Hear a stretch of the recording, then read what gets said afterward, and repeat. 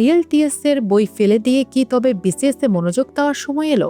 সরকারি চাকরিতে বেতন বাড়ছে 100 থেকে 140%, সর্বনিম্ন 20,000 আর সর্বোচ্চ 1,60,000। কিন্তু সরকার কেন এই টাকা ধাপে ধাপে দিতে চায়, আর কেনই বা কর্মচারী নেতারা এর ঘোর বিরোধী? এই নতুন বেতন কি পারবে মেধাবীদের দেশত্যাগ থামাতে? দেশের মেধাবী তরুণদের বড় একটি অংশ এখন লাইব্রেরিতে বসে IELTS এর প্রস্তুতি নিচ্ছেন। তাদের লক্ষ্য একটাই, উন্নত জীবন আর যোগ্যতার সঠিক মূল্যায়ন পেতে দেশ ছাড়া। কিন্তু 2026 থেকে 27 অর্থবছরে কি সেই চিত্রটা বদলে যেতে পারে? জাতীয় বেতন কমিশন 2025 এমন এক সুপারিশ নিয়ে এসেছে যা তরুণদের স্বপ্নের পালে নতুন হাওয়া দিচ্ছে। 100 থেকে 140% পর্যন্ত বেতন বৃদ্ধির এই প্রস্তাব কি শুধুই কিছু সংখ্যার অঙ্ক, নাকি এটি এদেশের মেধাবীদের দেশের মাটিতেই ধরে রাখার এক বড় কৌশল?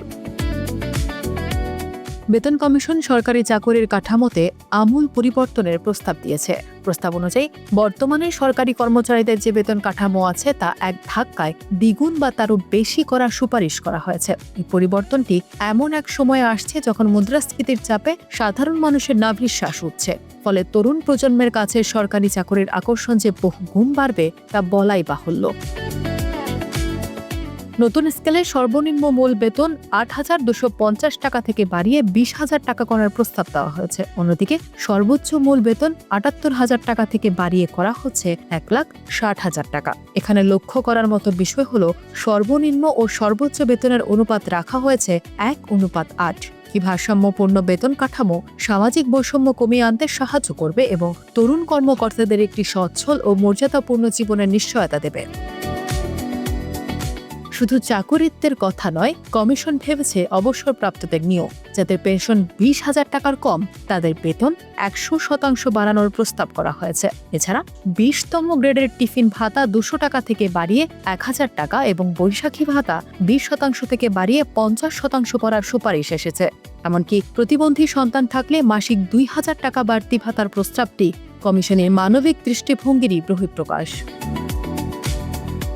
এত বড় অঙ্কের বেতন বৃদ্ধি বাস্তবায়ন করা সরকারের জন্য বড় একটি চ্যালেঞ্জ। অর্থ মন্ত্রণালয়ের তথ্য মতে এটি পুরোপুরি কার্যকর করতে সরকারের অতিরিক্ত প্রায় 1,06,000 কোটি টাকা প্রয়োজন হবে। এ বিশাল আর্থিক চাপ সামলাতে সরকার পরিকল্পনা করছে পে স্কেলটি 2 বা 3 ধাপে বাস্তবায়ন করার। 2026 থেকে 27 অর্থবছরের বাজেটে প্রাথমিকভাবেই 35 থেকে 40,000 কোটি টাকা বরাদ্দ রাখার চিন্তা করা হচ্ছে, যাতে ধাপে ধাপে পরিস্থিতি সামাল দেওয়া যায়। সরকারের এই কিস্তিতে বেতন বাড়ানোর সিদ্ধান্তে শুরু হয়েছে তীব্র বিতর্ক। কর্মচারী নেতারা বলছেন, কয়েক ধাপে বেতন বাড়লে বাজারে এর নেতিবাচক প্রভাব বারবার পড়বে। সচিবালয় কর্মকর্তা-কর্মচারী সমিতির নেতা আব্দুল মালেকের মতে, বেতন এক ধাপে বাড়ানো হলে বাজার একবারেই অস্থিতিশীল হওয়ার ঝুঁকি থাকে। কিন্তু কয়েক ধাপে বাড়ালে ব্যবসায়ীরা বারবার দাম বাড়ানোর সুযোগ পাবেন। ফলে বেতন বৃদ্ধির প্রকৃত সুফল থেকে বঞ্চিত হবেন সুবিধাভোগীরা। বিশেষজ্ঞরা মনে করেন, ধাপে ধাপে বেতন বাড়ালে সাধারণ মানুষের মনে হবে প্রতি বছরই বুঝি বেতন বাড়ছে। এর ফলে মূল্যস্ফীতি নিয়ন্ত্রণহীন হয়ে পড়বে এবং সাধারণ মানুষও বিপাকে পড়বে। তাদের দাবি, মেধাবী তরুণদের চাকরিতে ধরে রাখতে হলে এবং বর্তমান কর্মচারীদের জীবনমান নিশ্চিত করতে হলে এক ধাপেই এই সুপারিশ বাস্তবায়ন করা জরুরি।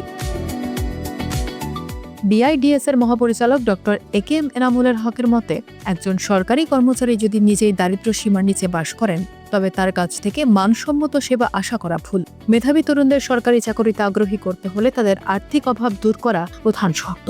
এই নতুন পে স্কেল যদি সঠিকভাবে কার্যকর হয়, তবে দুর্নীতির প্রবণতা কমবে এবং প্রশাসনের কর্মদক্ষতা বৃদ্ধি পাবে, যা দেশের টেকসই উন্নয়নে সহায়ক হবে। এখন প্রশ্ন হলো, এই বেতন বৃদ্ধি কি আসলেই দেশত্যাগ বা ব্রেইন ড্রেন কমাতে পারবে?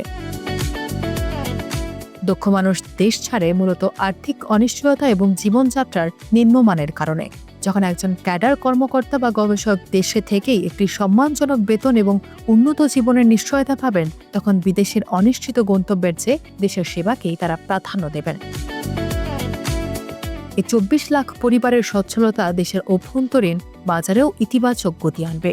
নতুন পে স্কেল এখন প্রধানমন্ত্রীর চূড়ান্ত অনুমোদনের অপেক্ষায়। অর্থমন্ত্রী ও উপদেষ্টারা সবুজ সংকেত দিলেও চূড়ান্ত সিদ্ধান্ত আসবে সরকার প্রধানের কাছ থেকে। তবে তরুণদের স্বপ্ন পূরণে শুধু বেতন বাড়ানোই যথেষ্ট নয়, পাশাপাশি কর্মক্ষেত্রে স্বচ্ছতা এবং মেধার মূল্যায়ন নিশ্চিত করতে হবে। তবেই 2026 সালের এই নতুন বেতন কাঠামো বাংলাদেশের দক্ষ জনগোষ্ঠীকে দেশের জন্য কাজ করতে উদ্বুদ্ধ করবে।